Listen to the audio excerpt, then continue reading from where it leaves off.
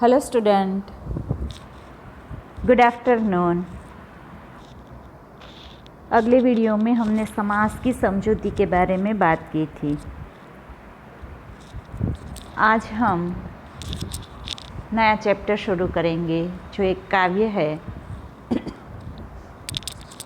काव्य का नाम है जन्मभूमि। उसके लेखक जो कवि है उसके जो कवि है उनका नाम है सुमित्रानंदन पंत। उनका जन्म सन 1900 में हुआ था और उसका निधन सन 1977 में हुआ था। प्रकृति के पहले हमारे जो कवि है उनके बारे में थोड़ा परिचय हम लेंगे। उनका परिचय यहाँ दिया हुआ है, उसके बारे में हम बात करते हैं। प्रकृति के सुकुमार कवि सुमित्रानंदन पंत का जन्म उत्तराखंड के अल्मोड़ा जिले के कौसानी गांव में हुआ था। उनकी प्रारंभिक शिक्षा कौसानी और अल्मोड़ा में हुई। मैट्रिक उत्तीर्ण करके आगे की पढ़ाई के लिए पहले वाराणसी फिर प्रयाग गए। सन 1921 के गांधी जी के असहयोग आंदोलन के कारण पढ़ाई छोड़ दी। हमारे जो कवि है सुमित्रानंदन पंत वो प्रकृति के सुकुमार कवि थे। प्रकृति के बारे में, कुदरती सौंदर्य के जो प्रकृति के होती है ना, प्राकृतिक सौंदर्य जो होता है उनके बारे में वो लिखते थे। वो उनके कवि थे। प्रकृति के बारे में उनकी बहुत सारी रचनाएं थी, तो वो उनके कवि थे। और उनका जन्म है वो उत्तराखंड में हुआ था। उत्तराखंड की तो प्राकृतिक सौंदर्य और भी अनूठा है, बहुत ही सुंदर है। कवि की जहाँ जन्मभूमि है, जहाँ उनका जन्म हुआ था, वो सचमुच अगर आप कभी उत्तराखंड गए होंगे तो आपको भी पता होगा कितना अच्छा सौंदर्य है प्रकृति का। वहाँ बड़े बड़े पहाड़, हिमालय जैसे, और फिर बर्फ और ग्रीनरी, इतना सौंदर्य भरपूर वहाँ भरा हुआ है कि हम वहाँ जाते हैं तो उसको देखकर उसके मोहक बन जाते हैं, उसके तरफ हमें भी प्यार हो जाता है। इतना सौंदर्य होता है वहाँ। वहाँ प्रकृति खूब फैली हुई है। भगवान ने उसको बहुत सारा सौंदर्य दिया है। उत्तराखंड में बहुत कुछ देखने लायक चीज़ें हैं, पर कुदरती सौंदर्य तो बहुत ही निखरा हुआ है। तो उसी जगह पे हमारे कवि जी जो है सुमित्रानंदन पंत जी, उनका जन्म ऐसी सौंदर्य जगह पर हुआ था जहाँ से प्रकृति की सौंदर्यता इतनी भरपूर है। इसलिए शायद कवि को प्रकृति से प्यार था और उन्होंने प्रकृति के बारे में बहुत कुछ लिखा है। तो उनका जन्म है वो उत्तराखंड के अल्मोड़ा जिले के कौसानी गांव में हुआ था। तो वहीं उन्होंने पढ़ाई लिखाई की, मैट्रिक तक वो पढ़े। फिर उन्होंने वाराणसी और प्रयाग में थोड़ा बहुत अभ्यास किया। फिर जब गांधी जी का सहयोगी आंदोलन शुरू हुआ 1921 में, तो उन्होंने पढ़ाई छोड़ दी। फिर क्या हुआ तो कि सन 1943-44 ईस्वी सन में उदय शंकर के नृत्य केंद्र से संबंध और कल्पना चित्र के निर्माण में सहयोग, उन्होंने उस साल वहाँ सहयोग दिया कल्पना चित्र के। फिर सन 1950 से 1957 तक आकाशवाणी में हिंदी सलाहकार रहे। तो उन्होंने आकाशवाणी में भी काम किया 7 साल तक। छायावाद के शलाका पुरुष प्रकृति सौंदर्य के अनुपम चित्रकार, काव्य भाषा के समर्थ शिल्पी, प्रौढ़ विचारक कवि को इनके कला और बुढ़ा चांद पर साहित्य अकादमी से लोकायतन पर सोवियत भूमि नेहरू पारितोषिक समिति से और चिदम्बरा पर ज्ञानपीठ पुरस्कार मिले हैं। उनकी जो एक कृति थी, साहित्य कृति, उनको अलग अलग प्रकार के अवार्ड मिले थे। चिदम्बरा पर ज्ञानपीठ पुरस्कार मिला, सोवियत भूमि नेहरू पारितोषिक भी उनको मिला। किसके ऊपर मिला? तो कि उन्होंने जो लिखा लोकायतन, उनके ऊपर उसको तो बहुत सारे उन्होंने पुरस्कार भी प्राप्त किए थे। उनकी रचनाएं इतनी अच्छी थी। उन्हें पद्म विभूषण भी मिला। वीणा, ग्रंथि, पल्लव, गुंजन, बीच में एक लाइन रह गई, ज्ञानपीठ पुरस्कार मिले। इनकी कविता छायावादन, मार्क्सवाद, अरविंद दर्शन, वैदिक चिंतन के सोपानों से बढ़ती हुई विश्व चेतना तक पहुंचती है। उन्हें पद्म विभूषण भी मिला है। देखो, ये बहुत बड़ा अवार्ड है हमारे भारत का। पद्म विभूषण से उसको भी नवाजा गया है। वीणा, ग्रंथि, पल्लव, गुंजन, युगांत, युगवाणी, मधुज्वाल, ग्राम्य, युगपथ, कला और बूढ़ा चांद आदि प्रमुख काव्य उन्होंने लिखे हैं। इनके अलावा नाटक, नीति नाट्य, कहानी और उपन्यास भी लिखे हैं। हमारे जो कवि है सुमित्रा नंदन पंत जी, उन्होंने बहुत सारी कविताएं भी लिखी, साथ में नाटक भी लिखे और उपन्यास भी उन्होंने लिखे और तरह तरह के उनको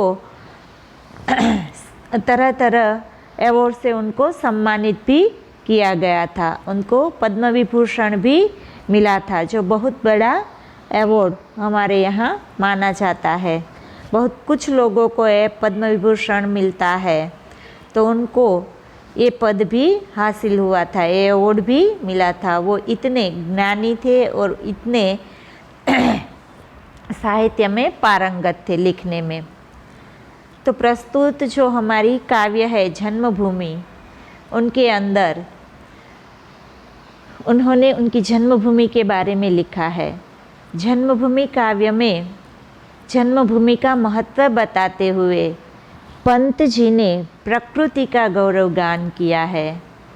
भारत का वैभवशाली इतिहास, प्रकृति, महापुरुषों का वर्णन किया है।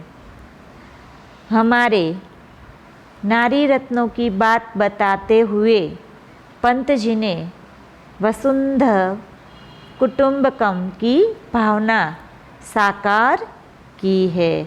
हमारे यहाँ जो कुटुंब है, पहले बहुत मेहमान गति वगैरह बहुत कुछ होता था, तो उस सब को हमारे कवि जो है पंत जी ने उसमें यहाँ हमें दिखाकर साकार किया है।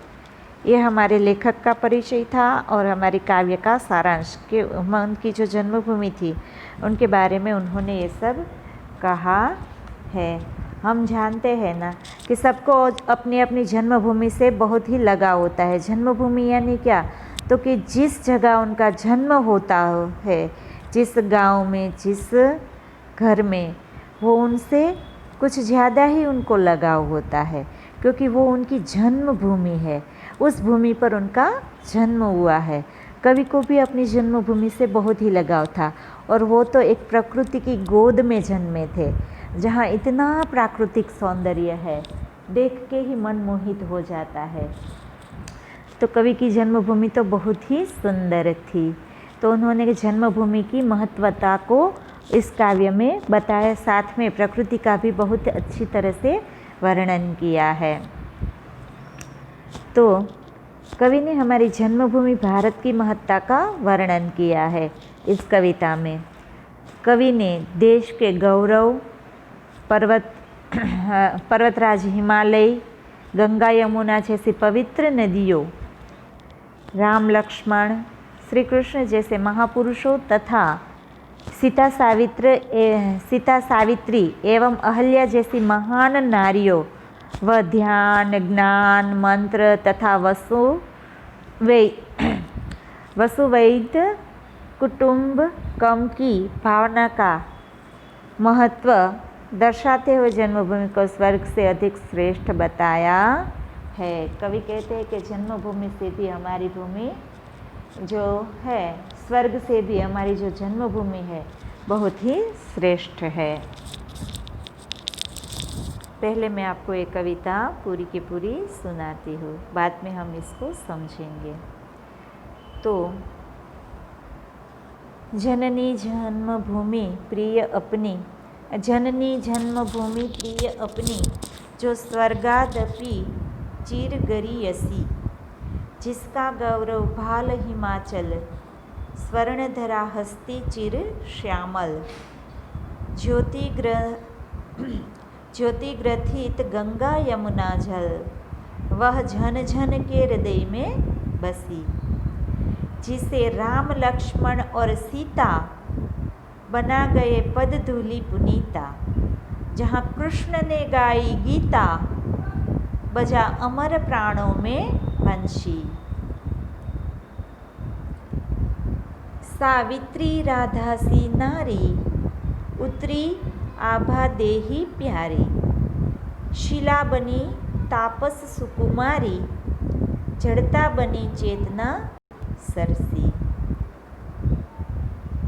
शांति निकेतन जहाँ तपोवन, ध्यानावस्थित हो ऋषि मुनिगण, चिद नभ में करते थे विचरण, जहाँ सत्य की किरणें बरसी।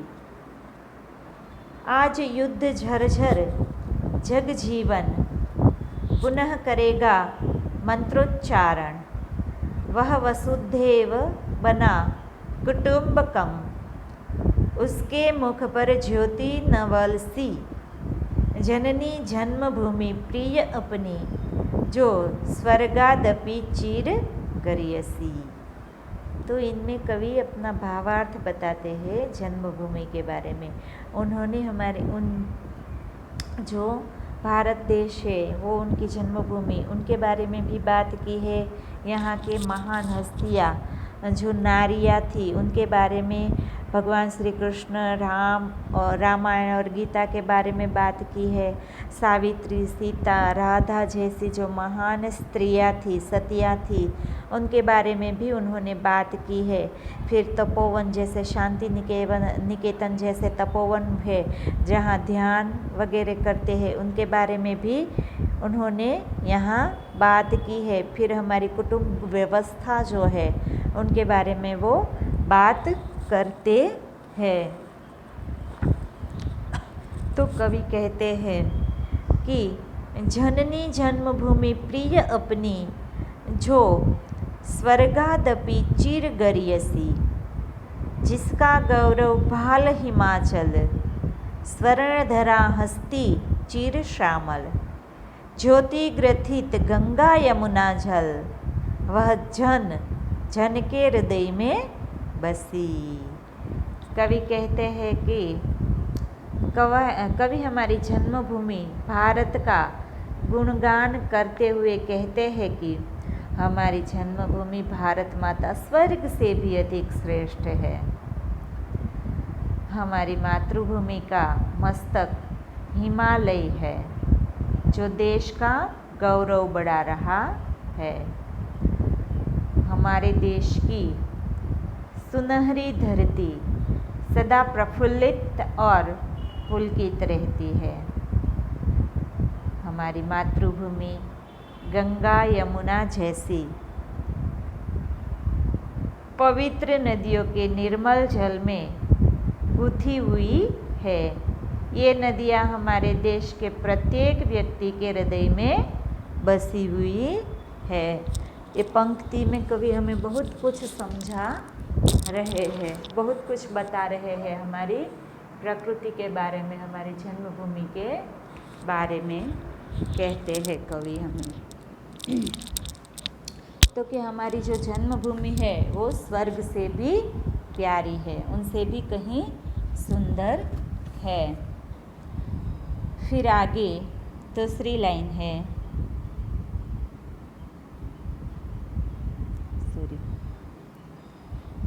जिसे राम लक्ष्मण और सीता बना गए पद धूलि पुनीता। जहाँ कृष्ण ने गाई गीता, बजा अमर प्राणों में वंशी। इस लाइन में कवि कहते हैं कि हमारी मातृभूमि भारत वह भूमि है जो मर्यादा पुरुषोत्तम राम, उनके भात्रा, उनके भाई जो थे लक्ष्मण और उनकी पत्नी थी सीता माता के चरणों की धूलि से पवित्र हो गई है। इस भूमि पर भगवान श्री कृष्ण ने अपनी बंसी की धुन से झन झन के हृदय पर अपनी अमिट छाप छोड़ी है और उन्होंने भगवद गीता जैसी अमर काव्य की रचना कर लोगों को ज्ञान का उपदेश दिया है। तो इसके अंदर सबकी बात हो गई। हमारे जो महान, जिनको हम भगवान कहते हैं, ऐसे मर्यादा पुरुषोत्तम श्री राम और श्री कृष्ण, जिन्होंने हमें गीता जैसे ग्रंथ की जिसने हमें गीता जैसे ग्रंथ दिए हैं, उन्होंने गीता की रचना की थी। आज हम जानते हैं कि गीता में बहुत सारे प्रश्नों का हमारा हल मिल जाता है। गीता इस तरह से गाई गई है कि उनमें हमारे जीवन का कोई भी प्रश्न हो, कोई भी, अगर हम गीता पढ़ते हैं तो उनमें से उनका हल हमें मिल ही जाता है। तो ऐसे महान लोगों की यहाँ कवि ने बात की है। फिर आगे कवि कहते हैं, तीसरी हमारी जो पंक्ति है उसमें कवि ने गाया है, सावित्री राधा सी नारी उतरी आभा देही प्यारी,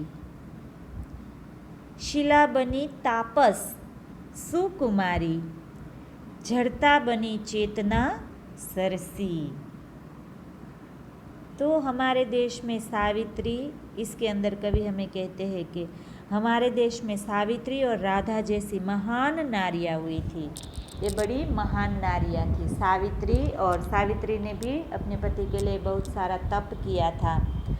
और राधा है तो राधा और श्री कृष्ण का प्रेम हम जानते हैं ना, अमर प्रेम है उनका।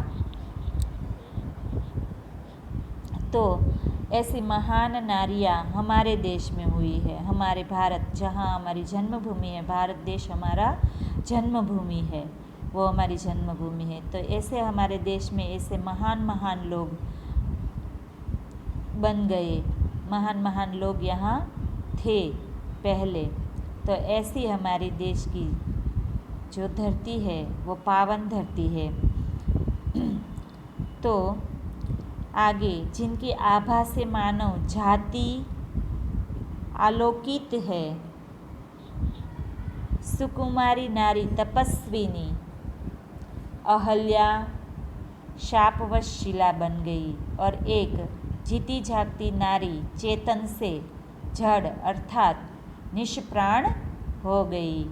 आप जानते होंगे, अगर आपने रामायण देखी हुई होगी, सीरियल रामायण नाम का सीरियल, टीवी सीरियल पहले आता था, और अब भी ये लॉकडाउन में भी बहुत सारी धार्मिक सीरियलें शुरू हुई थी। रामायण, महाभारत, ऐसी सीरियलें आपने देखी होगी।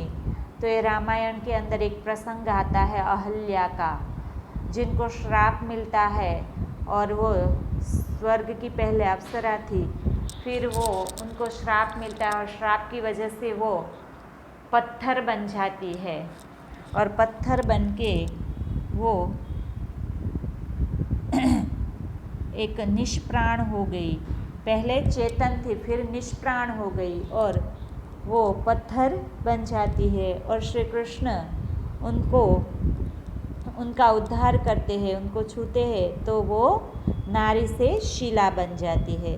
तो कि ऐसी महान हस्तियाँ हमारे देश में थी, पवित्र और तपस्विनी बहुत सारी स्त्रियाँ हमारे ऐसे भारत देश के अंदर हो गए हैं। तो हमारी इतनी पवित्र भूमि है भारत देश, जो हमारी जन्मभूमि है। फिर आगे कहते हैं कवि,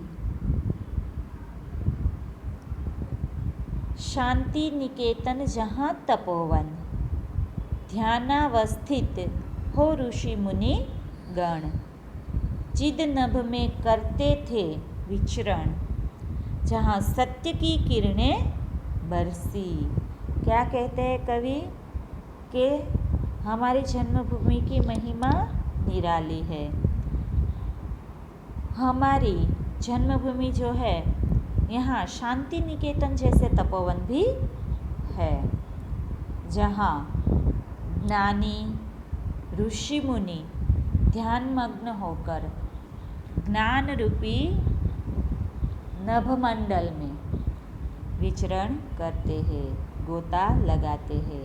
तो कि शांति निकेतन जो है ना, वो बहुत बड़ा तपोवन है। उसके अंदर भिन्न भिन्न प्रांतों से लोग आते हैं, ऋषि मुनि आते हैं और वहाँ तप करते हैं, ध्यान करते हैं और ध्यान मग्न होकर वो ज्ञान प्राप्त करते हैं और नभमंडल में विचरण करते हैं। वो कहते हैं कि वो ध्यान में इतने मग्न हो जाते हैं वो लोग, तो वो नभमंडल में यानी भगवान के पास ऊपर आकाश में चले जाते हैं और उन ध्यान में उसको पता ही नहीं चला, वो तो उनके साथ भगवान के साथ विचरण करने लगते हैं, ऐसा उनको महसूस होता है।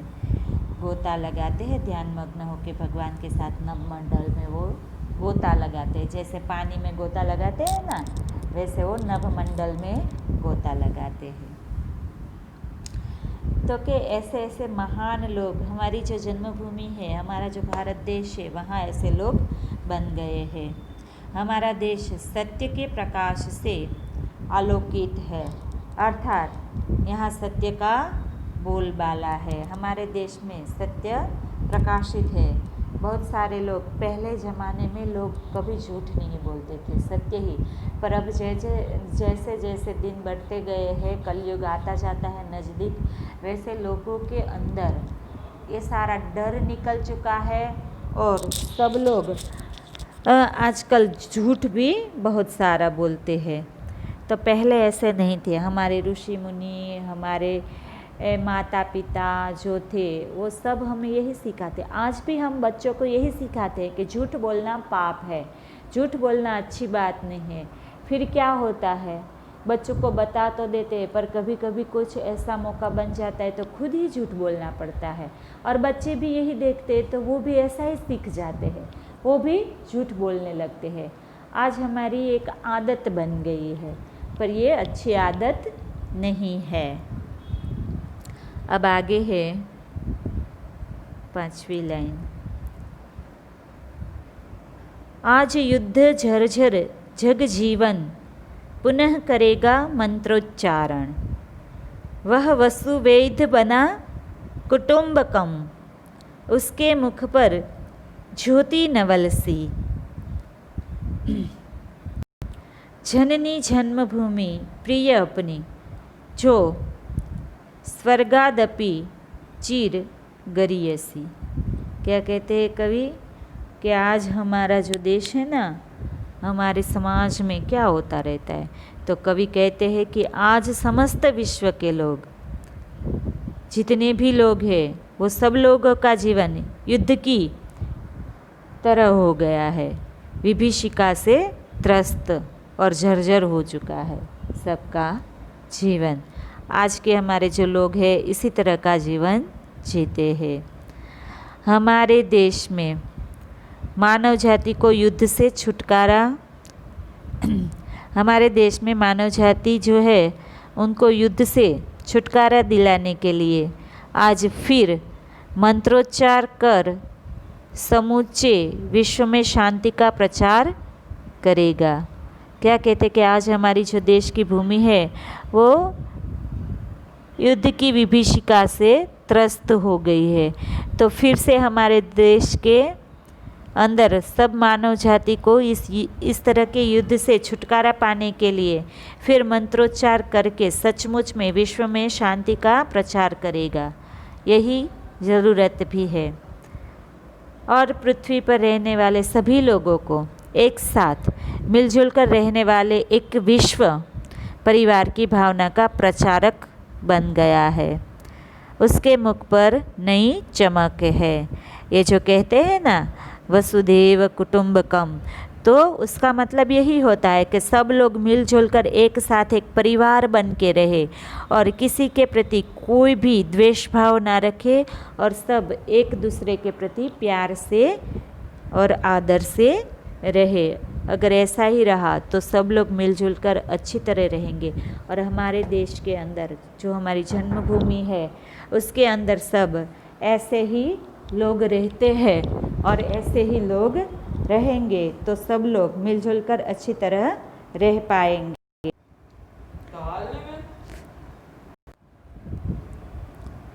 तो कवि कहते हैं कि इस तरह से हमारी जो जन्मभूमि है वो इतनी पवित्र है और यहाँ जो लोग हो गए वो भी बहुत सारे ज्ञानी लोग हो गए और यहाँ आजकल लोगों को मंत्रोच्चार वगैरह करके एक ऐसा कुटुंब बनाना चाहिए, सबको हिल मिल कर रहने।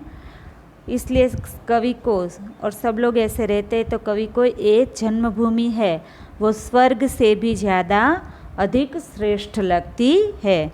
कवि कहते हैं कि हमारी प्रिय जन्मभूमि भारत माता स्वर्ग से भी अधिक श्रेष्ठ है। वो हमारी जो भारत माता है, हमारा जो भारत देश है, उनको अपनी जन्मभूमि कहते हैं और ये हमारी जो जन्मभूमि है वो स्वर्ग से भी इतनी निराली है, इतनी श्रेष्ठ है, स्वर्ग से भी वो सुंदर उनको लगती है। और सचमुच में हमारा भारत देश है वैसा और कोई देश नहीं है। जहाँ जितनी भारत देश के अंदर हमें अच्छा लगता है उतना और कहीं हमें अच्छा नहीं लगेगा। हमारे देश में जो स्वतंत्रता है, हमारे देश में जो ज्ञानी लोग हो गए, जो ऋषि मुनि हो गए, हमारे देश की जो कुटुंब व्यवस्था है, ऐसा और देशों के अंदर हमें देखने को नहीं मिलता। हमारे देश के अंदर सब लोग एक दूसरों के साथ कुटुंब में बड़े प्यार से रहते हैं।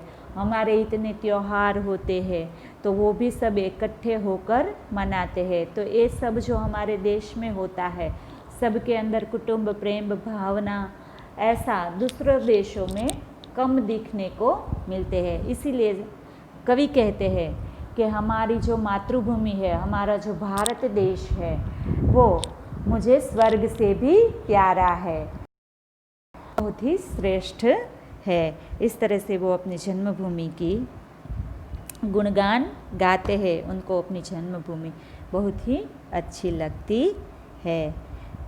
तो बच्चों, आज का हमारा वीडियो है वो यहीं तक रहेगा।